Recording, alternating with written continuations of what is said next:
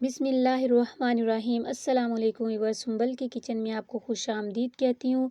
आज मैं फिर आपकी खिदमत में हाजिर हुई हूँ एक रेशेदार शामी कबाब की रेसिपी को लेकर, जिसको आप 2 महीने तक फ्रीज़ करके यूज़ कर सकते हैं। अगर आप ट्रैवल कर रहे हैं सिटी या कंट्री से बाहर, तब भी तकरीबन 12 घंटे तक ये फ्रीज़र से बाहर रह सकते हैं और ये ख़राब नहीं होंगे।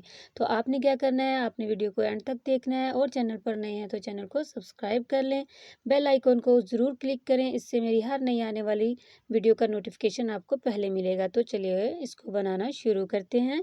यहाँ पे मैंने लिए है 1.5 किलो बीफ का गोश्त और आधा किलो मैंने चने की दाल ली है, जिसको मैंने 2 घंटे पहले भिगो दिया था।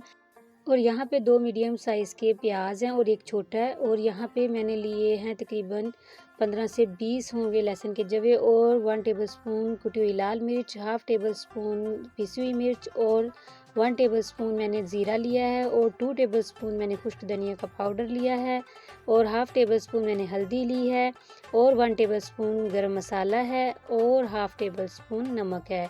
तो मैं बना रही हूँ इसको प्रेशर में, आप इसको पतीले में भी बना सकते हैं, कढ़ाई में भी बना सकते हैं। तो यहाँ पे ये सारी चीज़ें हम प्रेशर में डाल देंगे। दाल भी डाल दी, गोश्त भी डाल दिया और प्याज को भी रफली इसी तरीके से मोटा मोटा सा कट करके डाल देंगे। लहसुन भी चले जाएगा इसमें, ये आप देख सकते हैं। और सारे मसाले जो मैंने आपको बताए थे वो भी इसमें हम डाल देंगे। और अब इतना पानी इसमें डालेंगे कि 1 इंच इससे ऊपर हो।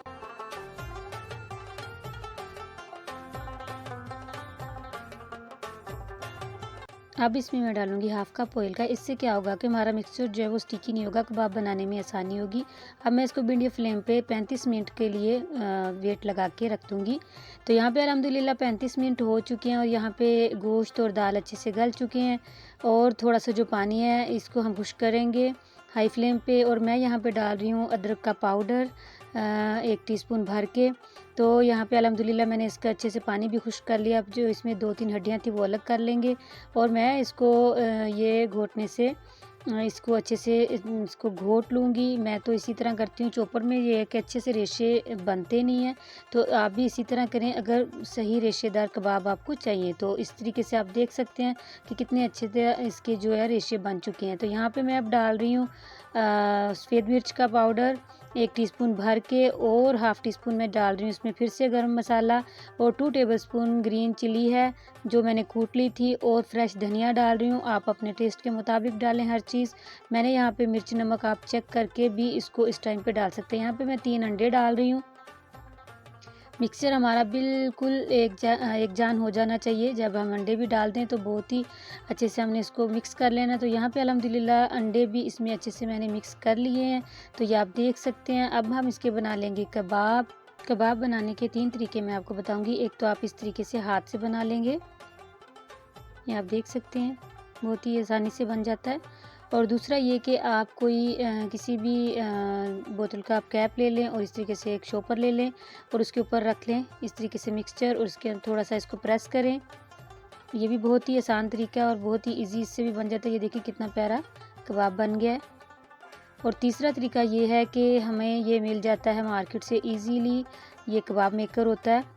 तो ये 40 से 50 रुपीज़ का मिल जाता है आसानी से। इस तरीके से इसमें हम इसको थोड़ा सा पुश करेंगे और इस तरीके से पानी या ऑयल आप लगा लें और इस तरीके से बहुत ही एक जैसी शेप के कबाब बहुत ही ज़बरदस्त इसमें से भी बनकर निकल जाते हैं।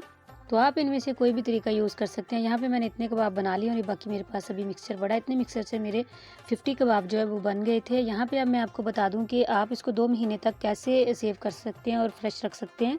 तो यहाँ पे मैंने 2 टेबलस्पून सिर्फ ऑयल का लिया है और अब हम इसको सिर्फ 10 सेकंड के लिए दोनों साइडों से पकाएंगे। 10 सेकंड एक साइड को देंगे, 10 सेकंड दूसरी साइड को देंगे। बिल्कुल लाइट सा इसको हमने ब्राउन करना है।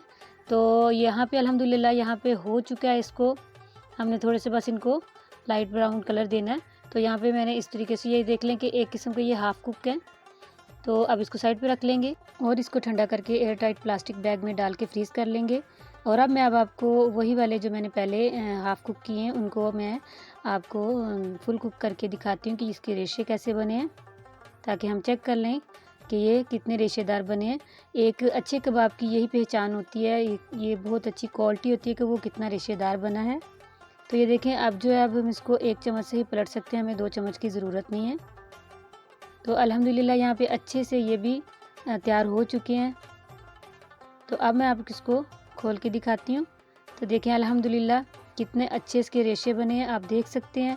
तो अगर आप मेरी ही रेसिपी को फॉलो करेंगे और मेरे तरीके से बनाएंगे तो आपके भी इतने ही रेशेदार कबाब बनेंगे।